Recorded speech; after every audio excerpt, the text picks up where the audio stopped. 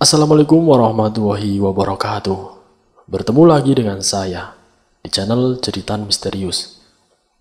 Pada kesempatan kali ini, saya akan membawakan cerita yang ditulis oleh Ed Cikimunya. Kalian juga dapat mengunjungi tweet beliau langsung ya. Nanti link saya akan sediakan di kolom deskripsinya.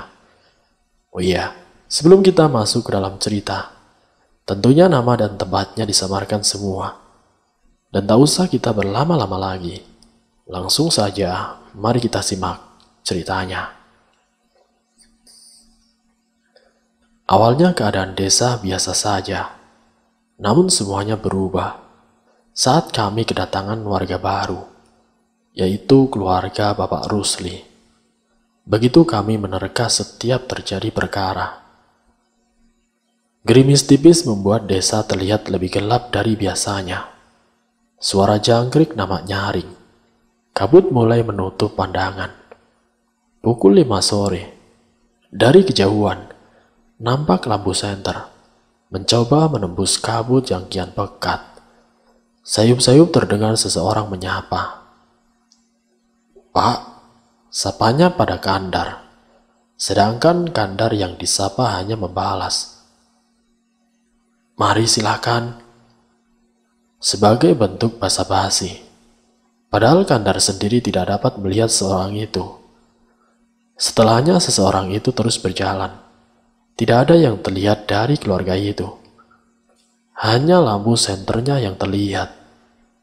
Kalau dihitung dari sinar senter yang menyala, jumlahnya kira-kira 5 orang. Arah senter itu menuju ke atas bukit. Di dalam hati Kandar bergumam, "Siapa gerangan sore-sore begini ke atas bukit? Padahal masih berkabut, ditambah gerimis yang pasti akan membuat jalan menjadi licin." Malam berganti pagi, kabut tipis masih tersisa. Rupik keluar rumah sembari membawa celurit, hendak ke bukit mencari talas untuk dibuat keripik. Dibangunkannya suaminya untuk bergegas ke sawah. "Pak, Pak, bangun, sudah pagi, segera ke sawah," ucap Rupik sembari mengguncang-guncangkan tubuh suaminya. Kandar nampak menggercap-gercapkan matanya.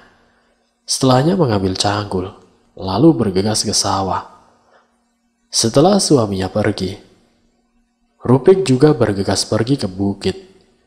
Suasana bukit masih penuh embun sisa hujan. Namun ada yang berbeda. Saat Rupik sudah masuk jauh ke dalam bukit, nampak pagar dibangun di sepanjang jalan. Jadi di bukit ini tadinya hanya ada satu jalan setapak yang menuju air terjun di desa, di mana di sana warga desa sering memancing ikan, juga mencari ubi talas. Namun kali ini, jalan nampak bercabang, dengan satu jalan lain diberi pagar dari batang pohon. "Loh, kemarin aku kesini belum ada pagarnya. Kapan membangunnya? Terus sudah ditanami bunga juga," batin si Rupik melihat bunga mawar merah menjalar di pagar kayu tersebut. Karena Rupik penasaran, Rupik pun mengikuti pagar itu. Dirinya berjalan dan terus berjalan, hingga akhirnya mendapati rumah yang begitu besar, dengan semua bangunan terdiri dari kayu. "Ya Tuhan, bagus sekali," gumam Rupi. "Bu," panggil seorang perempuan dari belakang, membuat Rupi sedikit kaget. Diamatinya perempuan yang sangat ayu tersebut. Kulit seputih awan, rambut panjang hitam pekat, dengan bibir mungil dan mata yang bening, membuat Rupi terperangah dalam beberapa detik. Ngapunten, mohon maaf," ucap Rupik setelah tersadar. Dirinya sungkan karena merasa lancang, karena berani masuk kawasan asing, hingga ketahuan yang punya rumah. "Tidak apa-apa, Bu. Monggo, silakan masuk saja," kata perempuan itu dengan ramah. Karena sudah tertangkap basah, Rupik pun menuruti dengan masuk rumah itu. Dipersilakannya Rupik untuk duduk di kursi rotan tepat di teras rumah. Perempuan itu menyuruh Rupik menunggu sebentar. Sebelum akhirnya, perempuan itu kini telah masuk. Tidak lama perempuan itu kembali dengan membawa nampan, dengan 2 cangkir indah di atasnya. Dari gelas keramik itu saja, Rupik tahu kalau perempuan yang dia temui bukan orang biasa.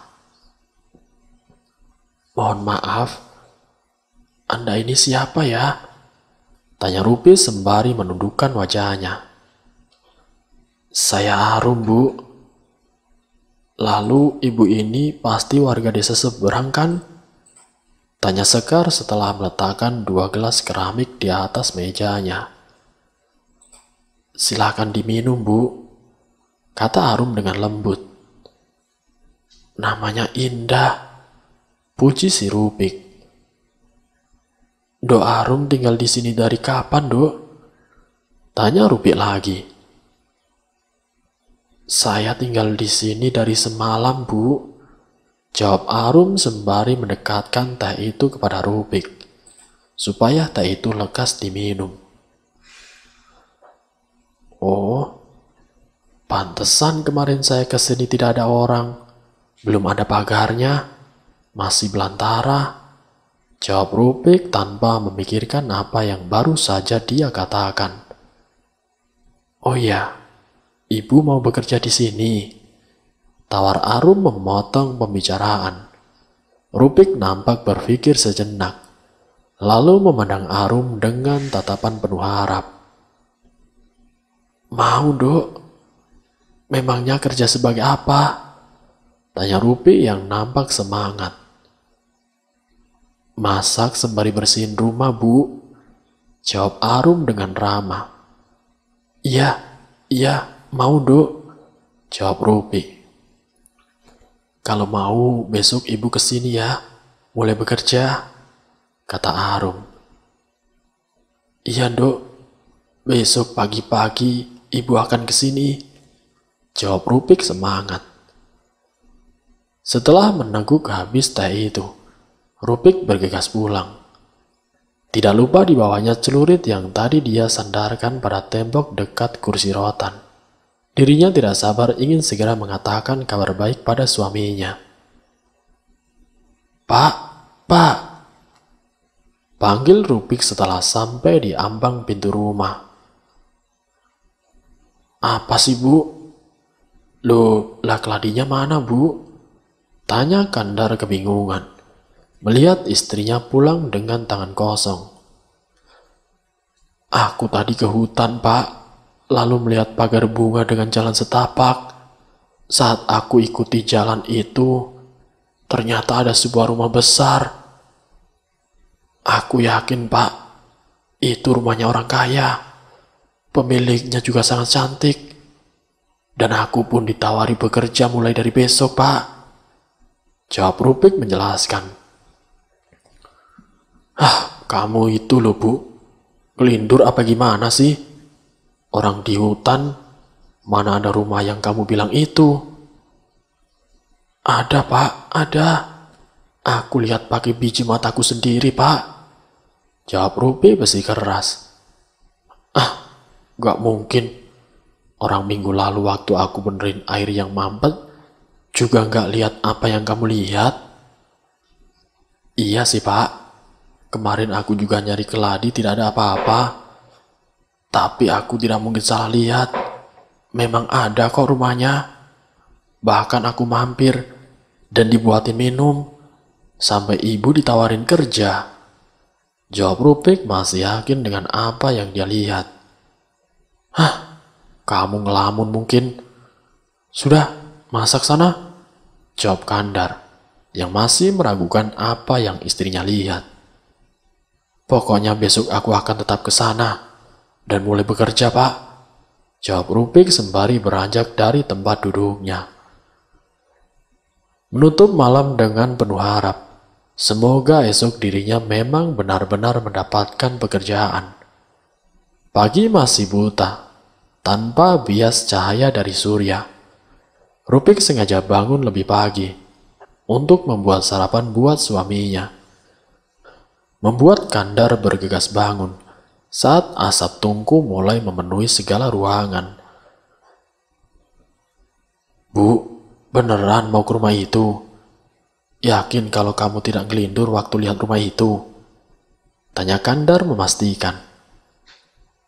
Aku itu walau sudah umur 40 tahun, mataku masih awas, Pak. Masa iya rumah segede itu tidak kelihatan? Lagian bagus kalau aku bisa dapat kerja yang bisa ngasih penghasilan sebulan sekali. Lumayan buat benerin rumah, Pak.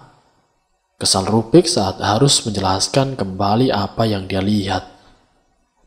Ya sudah, asal sebelum gelap kamu harus sudah pulang, kata Kandar sembari mengasah parangnya, membuat keadaan kembali hening.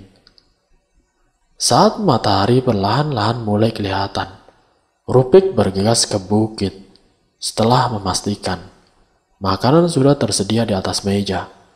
Sengaja Rupik memasak lebih banyak, supaya suaminya tinggal memanaskan jika hendak mau makan. Saat Rupik sudah di halaman rumah calon majikannya, terlihat Arum tengah menjemur pakaian.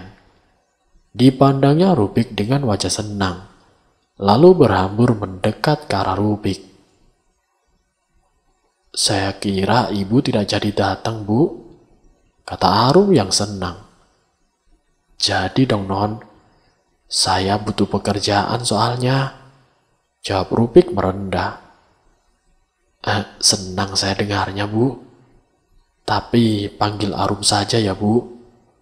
Mari saya kenalkan sama Bapak, kata Arum sembari tersenyum. Sedang Rupik mengangguk pelan. Setelahnya mengikuti Arum yang masuk ke dalam rumah.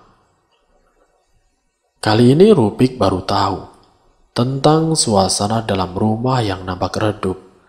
Sedikit sekali bias cahaya yang bisa masuk ke dalam rumah. Dengan segala bangunan terbuat dari kayu, ornamannya pun sangat kuno, namun terlihat sangat mahal. Seperti gelas keramik tempo hari.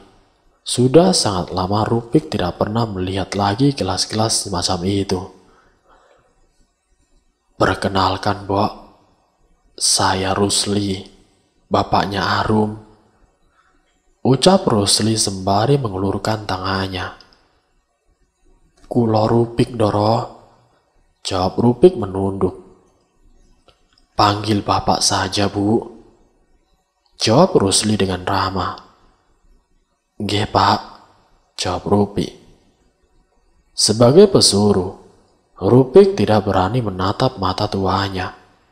Namun sempat terbayang tampilan Pak Rusli yang masih mengenakan celana hitam dengan atasan baju lurik.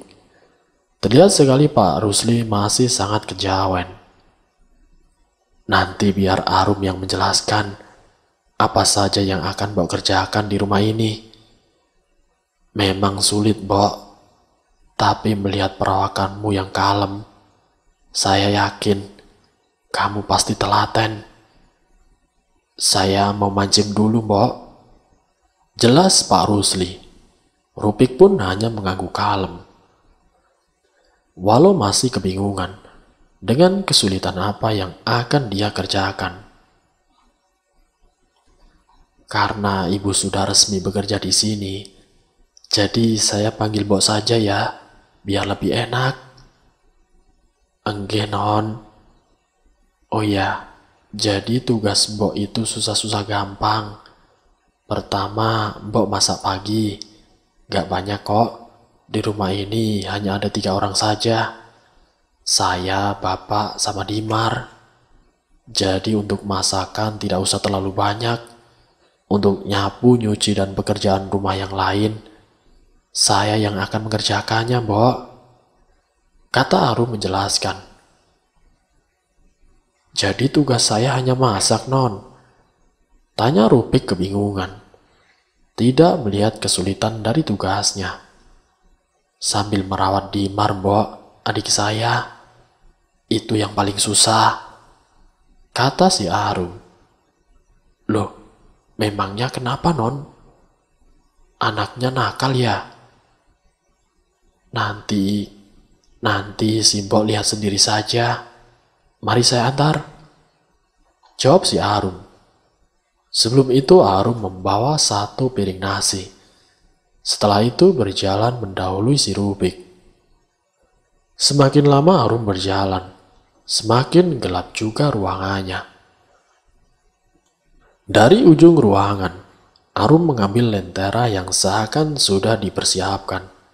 Setelahnya Arum menyusuri tangga yang membawa mereka ke dalam ruangan bawah tanah. Suasananya sangat gelap. Satu-satunya penerangan hanya berasal dari lentera yang ada di tangan Arum. Selain itu ruangan terasa lembab. Sedikit tercium bau anyir yang membuat debar jantung Rubik terpacu. Hingga akhirnya, sinar lentera menerangi sebuah pintu kayu dengan simbol yang aneh, membuat Rubik kian kebingungan. Sebenarnya tugas apa yang akan dia kerjakan? Ceklek! Pintu terbuka. Digantungnya lentera itu, sehingga seisi ruangan terlihat lebih terang. Mata Rubik terfokus pada sebuah box bayi yang berukuran lebih besar, hingga rasanya box itu bisa ditiduri orang dewasa. Kak, panggil seseorang dari dalam box. Iya, Dek, jawab Arum sembari mendekat ke arah box. Gimana tidurnya? Nyenyak, imbu si Arum. Lapar, Kak, rintih si anak di dalam box. Iya, sebentar ya, jawab Arum dengan suara lembut. Sini, Mbok, panggil si Arum, membuat Rubik berjalan mendekat. Jalan Rubik terasa berat, karena bau anyir semakin menyeruak. Ditambah banyak lalat hijau yang hinggap di mana-mana, membuat badan Rubik bergetar dengan hebat. Namun karena perintah juga karena rasa penasaran, diseretnya kaki yang kian berat di sana. Toh tuanya saja tidak bereaksi geli atau semacamnya. Mungkin saja anak yang ada di box itu hanya sakit keras, hingga aromanya bau anyir. Astaghfirullahaladzim, ya Allah, bagi Rubik saat melihat sosok yang tengah tidur di ranjang. Rubik memejamkan matanya, tak kuasa menahan takut tentang apa yang baru saja dia lihat. Geli ya, Mbok? Adik saya memang terlahir demikian, Mbok. Ibu saya saja sampai kabur karena tidak kuasa melihat anaknya sendiri, kata Arum dengan sendu. Kalimat yang keluar dari mulut Arum membuat Rubik kasihan. Dibukanya matanya, memandang Dimar lebih jeli lagi. Ini teluh, Non, jawab Rubik melihat kondisi Dimar. Kondisinya sangat mengenaskan. Tidak ada mata, tidak ada tangan, dan juga tidak ada kaki. Tidak ada tengkorak kepala, sehingga otaknya terlihat. Itulah yang membuat aroma anyir menyeruak. Otaknya bahkan diliputi dengan ulat. Lingkaran matanya bernanah. Tangan dan kakinya seakan dipotong, dengan luka yang tidak pernah mengering. Saya tahu, makanya Bapak kesini untuk mencari obatnya. Jadi tugas Mbok yang paling susah itu merawat Dimar, memandikan, menyuapi makan, sembari membersihkan ruangan ini, Mbok. Sebulan Mbok akan dapat 5 juta. Tapi satu pesan saya, Mbok, jangan sampai orang tahu tentang rumah ini, juga tentang Dimar. Jelas si Arum. Maaf non, saya tidak bisa, jawab Rupik ketakutan. Dia menganggap dirinya tidak akan bisa melakukan itu. Tolong, Mbok, nanti untuk gajinya, separuh akan kita bayar di awal. Bisa kan, Mbok? Tanya Arum dengan tatapan memelas. Kalau bukan sama Mbok, saya mau minta tolong siapa, Mbok? Ucap Arum, membuat Rupik menjadi iba. Dipikirkannya keputusan itu baik-baik. Sampai akhirnya, Rupik pun setuju. Saya mau, non. Tapi saya hanya bekerja sampai jam 5 sore. Sebelum gelap saya harus pulang, jawab Rupik. Iya, Mbok. Tidak apa-apa. Tidak masalah, jawab Arum merasa senang. Kandar memandang istrinya bingung dan aneh. Sedari istrinya pulang, tidak ada kata-kata yang menggebu-gebu, seperti saat Rupik menceritakan tentang rumah itu. Setiap ditanya, jawabannya pasti singkat. Padahal seharusnya Rupik merasa senang. Karena saat pulang, Rupik sudah mengantongi uang sebesar 2,5 juta. Padahal uang itu cukup besar untuk ukuran pesuruh, apalagi di desa terpencil seperti desanya. Apalagi itu masih separuhnya. Kenapa toh, Bu? Katanya kamu senang kerja di sana. Kok kamu dari tadi ditanya singkat-singkat terus jawabannya? Tanya Kandar penasaran. Sebenarnya aku senang, Pak. Orang yang tinggal di sana itu orang baik semua kok. Tapi ada hal yang membuat aku takut, Pak, jawab si Rupik. Apa toh, Bu? Takut apa? Tanya Kandar kian bingung. Bapak percaya telu? Tanya Rupik sembari menatap suaminya lekat-lekat. Kandar nampak terkejut mendengar apa yang ditanya istrinya. Dari gerak-gerik Rupik, seperti membingungkan. Pas ditanya juga reaksinya semakin membuat Kandar tidak mengerti. Ya percaya, Bu. Memangnya kenapa menanyakan itu, Bu? Tanya Kandar. Tadi, belum selesai Rupik berbicara, tiba-tiba saja. Dong dong dong dong dong dong dong. Suara kentongan membuat Rupik menghentikan kata-katanya. Bergegas keluar rumah untuk tahu apa yang membuat kentongan itu sampai berbunyi. Ada apa ini?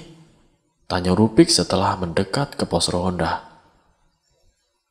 Anaknya Pak Kades meninggal, jawab salah satu warga. Meninggal? Yang mana? Tanya Kandar ikut prihatin. Yang sulung, si Yoga.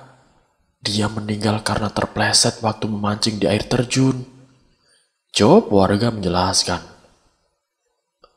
Ya Allah Gusti, kasihan sekali dia, gumam Rupik. Bergegas Kandar menutup pintu rumah, lalu bersama warga lain menuju kediaman Pak Kades. Sedangkan Rupik sudah lebih dulu ke sana. Namun Kandar terkejut saat melihat sayup-sayup Nono tengah menatapnya dengan tajam. Orangnya balik, bawa hal buruk. Orangnya balik, orangnya balik, ucap Nono sembari tertawa dan lalu berlalu. Dasar orang gila, ucap Kandar yang kesal. Lalu bergegas ke rumah Pak Kades. Saat sudah sampai di kediaman Pak Kades, Kandar berpapasan dengan warga lain yang sudah membawa cangkul.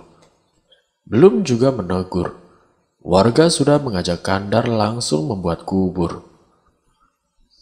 Pak Kandar, langsung saja siapkan kuburnya.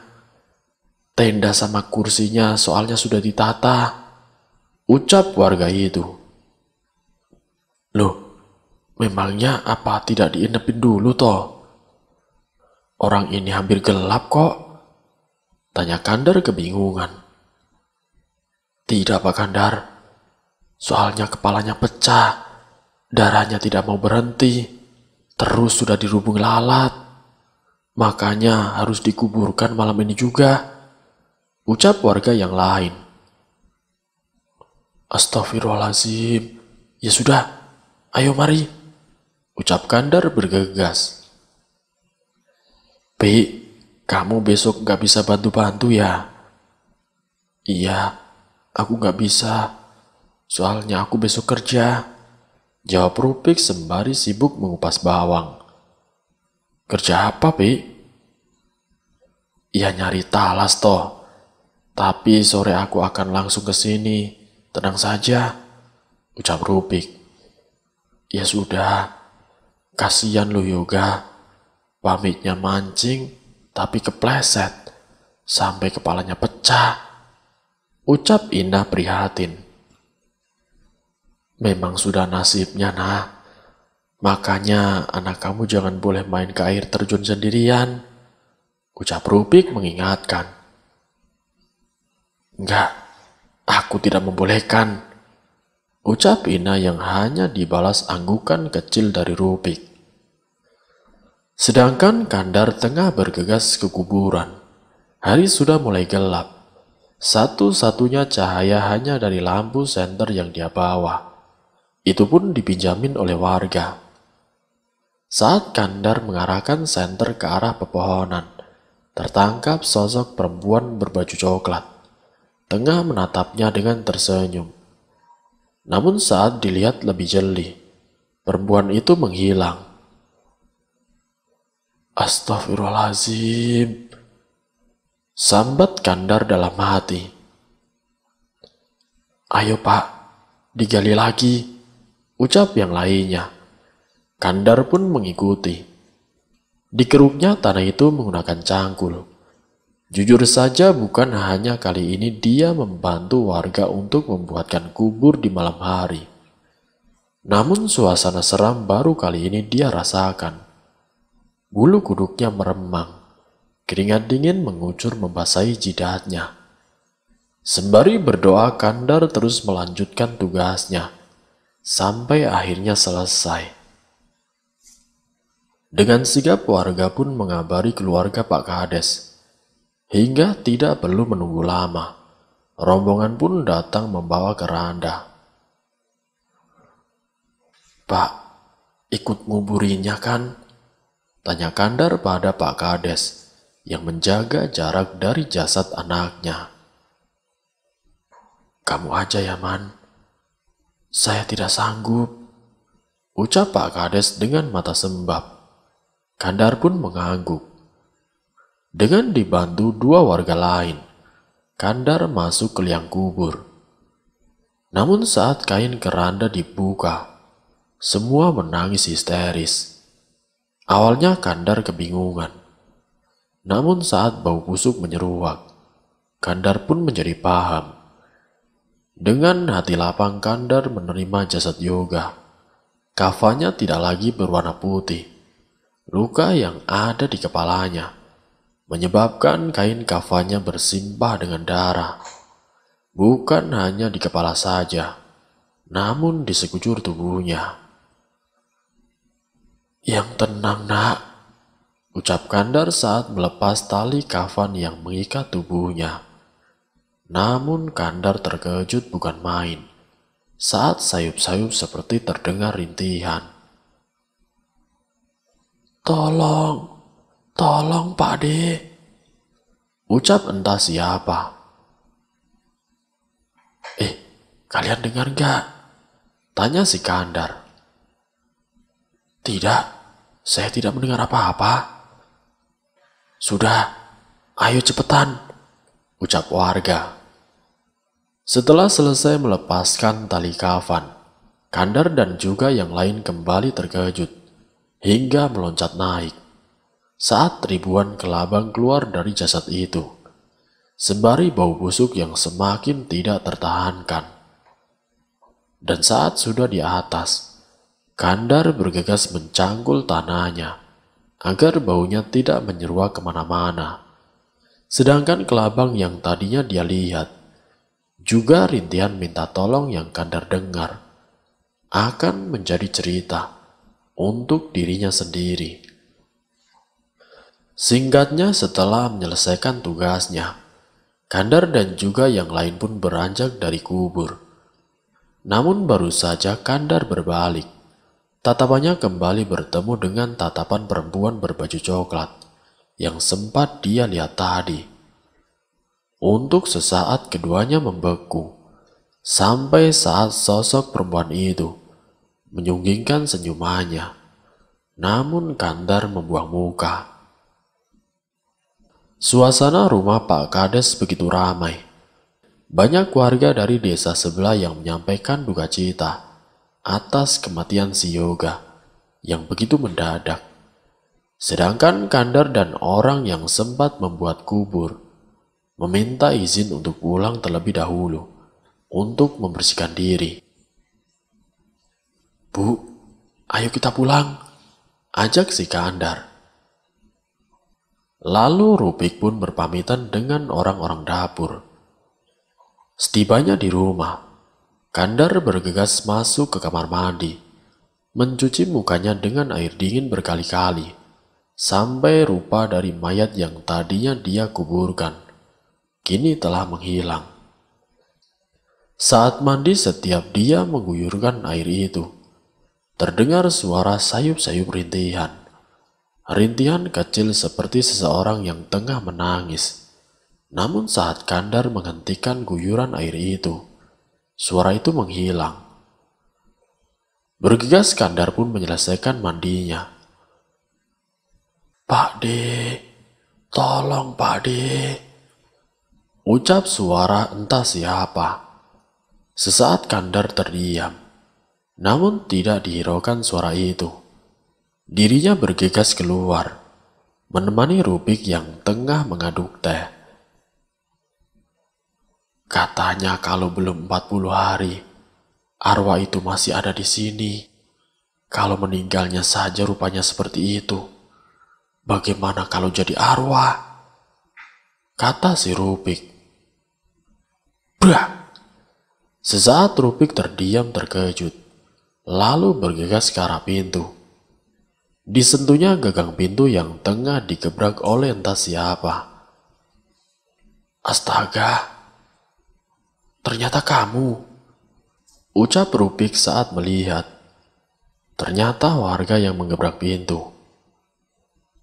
Danang meninggal," kata warga itu dengan nafas terengah. "Kok bisa?" Pekik Rupik kebingungan. "Kurang ngerti, pas Pak Inung pulang, anaknya sudah tergeletak di kasur.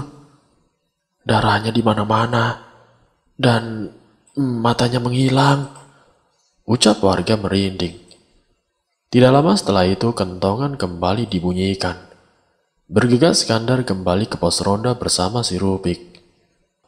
Di sana semua warga membawa obor. Ada yang raut wajahnya marah-marah. Baru saja 1 hari, 2 anak meninggal. "Bagaimana ini baiknya?" tanya Kandar saat sampai di sana. "Desa kita sudah tidak aman. Seperti ada yang sengaja menebar teror. Gak mungkin anak yang tidak tinggal di rumah dalam keadaan baik-baik saja tiba-tiba meninggal tanpa mata. Anak saya pasti dibunuh. Anak Pak Kades juga pasti begitu. Mana ada anak kepleset, terus kepalanya pecah," ucap Inung marah-marah. "Sebelum itu, mending kita segera buat kubur, Mas," ucap adik Inung yang tiba-tiba saja datang dari belakang. "Baunya sudah menyerbak, tidak mungkin diinapkan," ibunya dengan mimik wajah yang sedih. Inung terduduk sembari menutup matanya. Dadanya terasa panas. Kehilangan seorang anak sudah terlalu berat untuknya. apalagi harus kehilangan dengan cara yang sangat mengenaskan. Sudah, Pak Inung pulang saja. Saya sama warga biar kembali membuat kubur. Sisanya mengurus jenazah. Sebaiknya anak-anak dikumpulkan menjadi satu, biar kejadian ini tidak terulang. Ucap Kandar menghimbau warga yang lain. Jam sudah menunjukkan pukul 12 dini hari. Secepat mungkin Kandar bergegas. Setelah sampai di kuburan, Kandar dan yang lain bergegas menggali kembali dengan secepat mungkin. Tidak ada yang saling berbicara. Tidak ada juga yang membicarakan kejadian demi kejadian. Membuat keheningan menyebar, hingga suara burung lebih dominan. Setelah sudah cukup dalam, sesuatu terlihat. Semakin digali mata Kandar semakin membelalak. Loh, ini makam yang tadi toh. Lah ini kan Yoga anaknya Pak Kades. Pekik Kandar saat mengambil papan yang terlihat masih sangat baru. Baunya busuknya menyeruak, membuat yang lain sudah terlebih dulu naik ke atas. Dan tiba-tiba saja, suara tawa membuat semua mata tertuju pada pohon Kamboja. Sumber suara berasal, namun tidak ada siapapun di sana. Pak Kandar, matanya sudah tidak ada, Pak, kata warga saat kembali melihat ke liang kubur. Sudah, nanti kita tidak usah cerita tentang apa yang kita lihat. Kasihan keluarganya Danang, ucap si Kandar, menutup malam dengan semua cerita yang dia simpan rapat-rapat. Siapa namamu? Tanya Rusli dengan suara berat. Sekar Arum, jawab putrinya sembari menundukkan kepala, juga tubuh yang terduduk bersimpuh. Terlihat sangat lesu. Siapa bapakmu? Rarendra Rusli, jawab Arum dengan suara bergetar. Siapa adikmu? Tanya Rusli semakin dingin. Lintang Dimar. Suara Arum tercekat. Siapa ibumu? Tanya Rusli dengan menatap tajam ke arah Arum. Arum tidak punya ibu. Ibu sudah mati semenjak ibu keluar dari rumah. Suara Arum nyaris berbisik. Matanya berair. Suaranya serak seperti menahan ribuan jarum. Setiap Rusli menanyakan siapa dirinya. Adikmu sudah mendapatkan obat. Jangan diratapi siapa saja yang mati. Adikmu dibuat sakit oleh seseorang. Kamu juga tahu itu. Lalu salahnya Bapak di mana saat Bapak meminta ganti kepada mereka yang memulai perkara ini? Bapak bukan orang baik. Bapak hanya Bapak yang tidak bisa melihat kalau anaknya menderita. Jawab Rusli dengan suara sedih. Maafkan Arum, Pak. Jawab Arum sembari memegang kaki Rusli. Menyesali keluhannya atas kematian anak yang tidak bersalah. Padahal Sekar tahu benar siapa yang lebih dulu membuat perkara. Rupik menundukkan kepalanya saat mendengar sebuah percakapan dari dalam rumah. Tangannya yang hendak mengetuk pintu diurungkan olehnya. Rarendra, gumam Rupik di dalam hati, seperti tidak asing dengan nama yang baru saja disebutkan oleh Arum. Namun disimpannya segala resah yang coba dia hubungkan, seperti potongan puzzle, untuk diendapkan dulu di kepalanya. Kini rasa penasaran tertuju pada Dimar. Rupik menunggu yang punya rumah membukakan pintu. Tidak lama Arum keluar sembari menatap datar ke arah Rupik, membuat Rupik berdebar. Mbok sudah dari tadi ya, Mbok? Tanya Arum. Simbok baru saja sampai, Neng. Maaf terlambat ya, ucap Rupi. Senyum Arum kembali mereka saat Rupi mengatakan dirinya baru saja datang, menyuruh Rupi bergegas untuk masuk. Bok, sapa Rusli dengan ramah, sedangkan Rupi hanya membalas dengan senyum tipis, sembari menundukkan kepalanya. Bok, lihat di Mario, ajak Arum. Iya non, mari, jawab Rupi yang kian penasaran. Bukan lagi di ruang bawah tanah. Arum mengajak Rupi ke sebuah kamar yang berhadap-hadapan dengan kamar Arum. Kamar yang sempat dirinya lihat saat hendak masuk ke ruang bawah tanah. Dari depan pintu tidak tercium bau anyir, membuat Rupi semakin yakin dengan apa yang dirinya yakini. Perlahan Arum mulai membukakan pintu. Terlihat seorang anak laki-laki tengah terduduk di kursi, memandang lurus ke arah jendela, membiarkan badannya diterpa matahari pagi. Dari ambang pintu saja, Rupik sudah hampir menangis, melihat batok kepala dari Dimar yang tadinya tidak ada. Dek, coba lihat siapa yang datang, ucap Arum sembari memutar kursi. Sehingga saling bertatapanlah Rupik juga Dimar. Rupik terjatuh. Kepalanya pusing melihat kedua bola mata bening yang tengah menatapnya tanpa dosa. Dadanya terasa panas, bahkan rasanya ingin pingsan. Namun badan Rupik bergetar saat Arum memegang bahunya. Non, maaf non, ucap Rupik bergetar. Saya ada urusan, ucap Rupik bergegas bangun dengan kepala yang masih sempoyongan. Urusan apa, Mbok? Loh, Mbok kok sempoyongan? Tanya Arum kebingungan. Tanpa menjawab, Rupik terus berjalan. Ditahannya rasa takut yang memuncak. Namun saat sudah di ambang pintu, sebuah suara menghentikan si Rupik. Kandar suamimu kan? Tanya Rusli dengan suara berat. Arimbi istriku.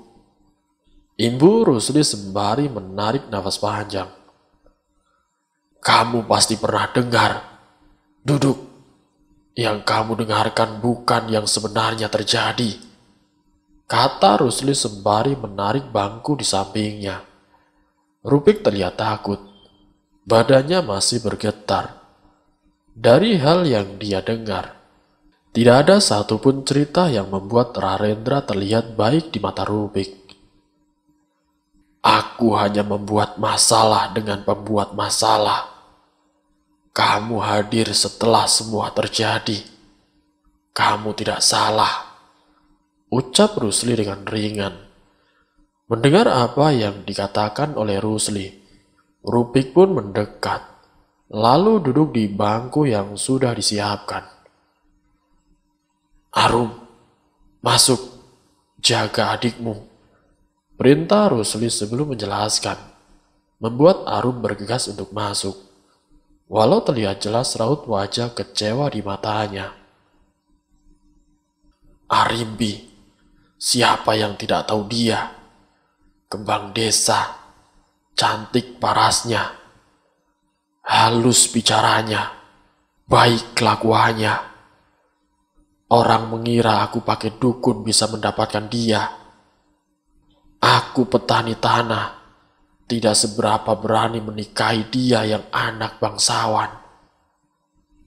Rusli menelan ludah, sekaligus kepahitan yang dia rasakan secara bersamaan, sebelum akhirnya melanjutkan ceritanya.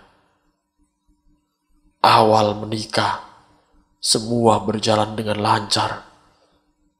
Seorang anak priayi bisa hidup dengan kaum sudra sepertiku, dilepas segala atribut kemewahan, beserta ditemaninya ancaman kehilangan warisan yang begitu banyak atas nama cinta. Dia menjadi orang biasa denganku, hingga kami dikaruniai seorang anak, yaitu Sekar Arum. Persis parasnya seperti ibunya. Air mata mulai turun dengan intonasi suara yang kian menjadi serak. Namun yang namanya sirik itu pasti ada.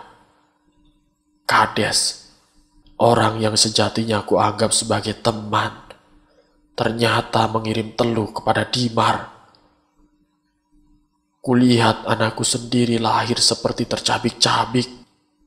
Dadaku panas. Selama hidupku melihat dirinya menderita. Belum cukup sampai di situ. Dihasutnya Arimbi. Kalau aku penyebab Dimar terlahir demikian. Katanya aku memiliki perjanjian dengan iblis. Dia bilang aku membuat Arimbi tergila-gila. Hingga anakku yang kena tulahnya. Alhasil warga mendatangi berbondong-bondong menemuiku. Merutukiku, memaki, melempari kubuku dengan batu. Istriku dirampas. Arimbi dipulangkan kepada orang tuanya. Seperti binatang kami dipaksa untuk pergi. Aku, Arum dan Dimar bertahun-tahun hidup mengasingkan diri. Salah saat aku mengambil bagian. Bertahun-tahun hidup mengasingkan diri. Ucap Rusli dengan keras.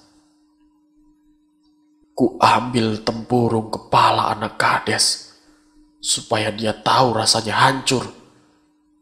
Inung, dia tahu benar, tapi dia tutup mata. Ku ambil mata anaknya supaya dia bisa melihat apa itu penderitaan. Sisanya, anakku belum memiliki tangan dan kaki. Ucap Rusli mendadak dingin. Jangan lagi, jangan ada lagi yang mati. Pinta si Rupik. Rupik merintih. Kenapa?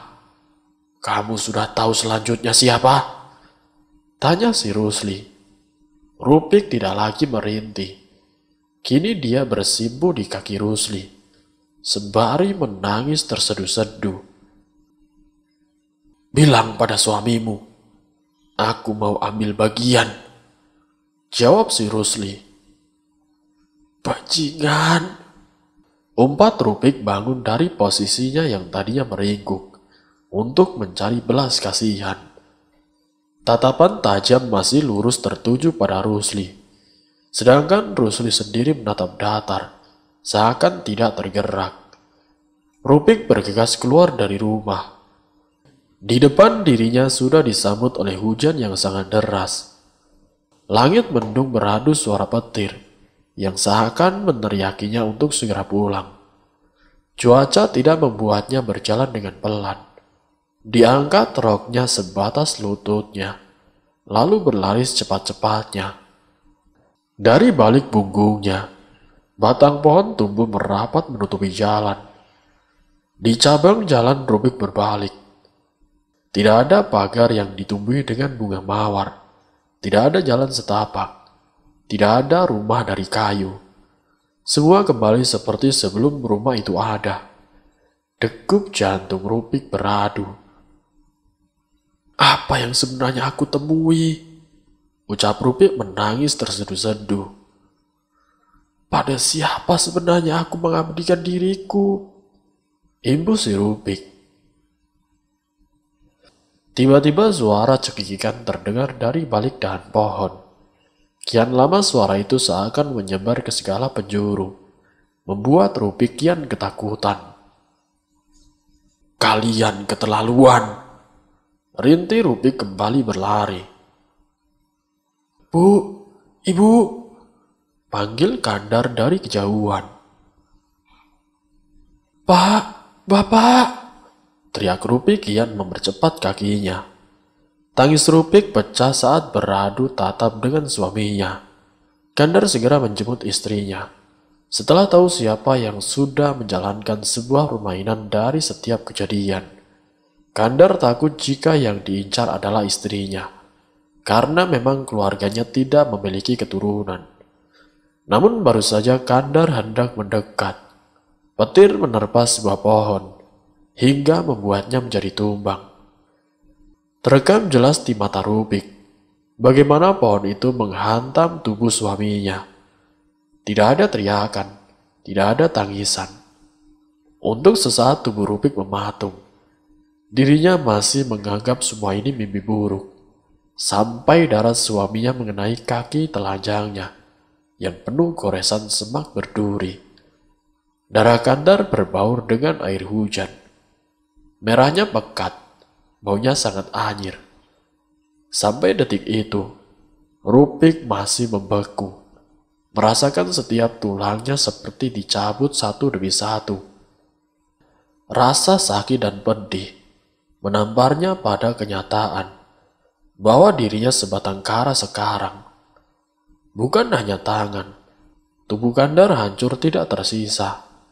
Bahkan pohon itu seakan menelan tubuh Kandar. Tanpa menyisakan sesuatu yang bisa dilihat. Tidak lama warga berdatangan. Saat warga menyentuh pundak Rubik, saat itu juga semuanya menjadi gelap. Pemakaman tempat inilah yang memisahkan Rubik dan Kandar suaminya. Sendiri, kata itu terus terngiang di kepala si Rubik. Tidak memiliki garis keturunan. Kini suami juga meninggal. Bahkan hanya badan hancur suaminya yang dikuburkan, tanpa bisa dimandikan, tanpa bisa dilihat wajahnya, untuk yang terakhir kalinya. Hanya ekspresi haru yang hanya selang beberapa menit, sebelum pohon menimpa Kandar, yang bisa dirinya kenang. Pemakaman selesai hampir jam 8 malam. Semuanya sudah bergegas untuk pulang. Hanya Rubik yang seakan enggan meninggalkan suaminya, membiarkan dirinya melamun, sembari membelai nisan kayu Kandar. "Sekarang sudah impas," kata seorang perempuan berkerudung yang tiba-tiba saja bersimpuh di dekatnya. "Dosanya sudah dibayar dengan lunas. Tragedi masa lalu sudah tinggal cerita." Ibu perempuan itu. "Belum, aku akan menuntut balas," ucap si Rubik.